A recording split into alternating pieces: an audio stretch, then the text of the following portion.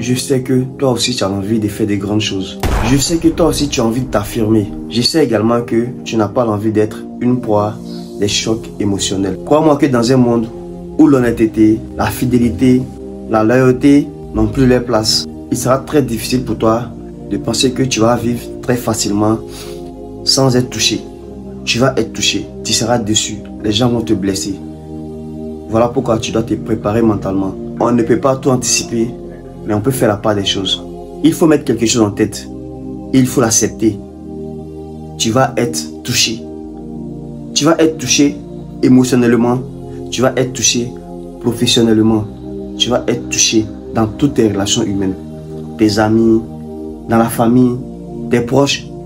Parmi ces personnes, il y a des personnes qui vont te blesser. Il y a des personnes qui vont te décevoir.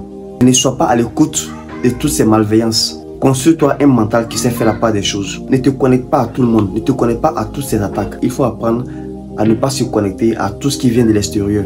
Il y a certaines choses qui ne valent même pas ton attention. Il faut avoir du recul avec beaucoup de choses. Il y a certaines choses qui vont certainement te toucher. Ouais, parce que tu ne peux pas tout éviter. Il y a toujours des personnes que tu aimes. Il y a toujours des personnes que tu admires.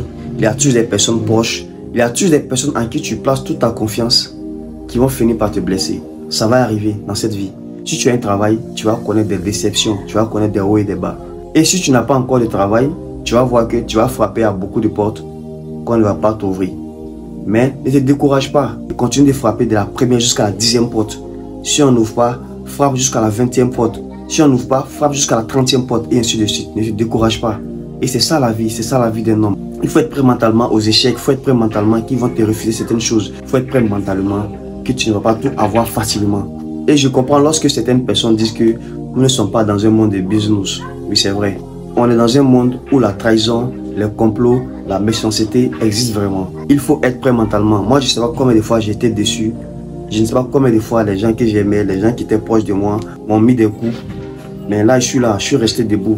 Si je restais à m'apitoyer sur mon sort, peut-être que je n'allais pas sortir cette vidéo-là. Peut-être que je ne serais pas là aujourd'hui. Ce sera la somme de tout ce que tu as vécu, tout ce que tu traverses, toutes ces douleurs, toutes ces trahisons. Il faut savoir que ces choses-là viennent te renforcer mentalement, viennent te renforcer spirituellement, viennent te grandir en fait. Quand tu sors de ces choses, tu vois la vie autrement. Ce sont des étapes qui permettent de forger ta personnalité. Ce sont des étapes qui te permettent de comprendre la vie. Ce sont des étapes qui te permettent d'avancer.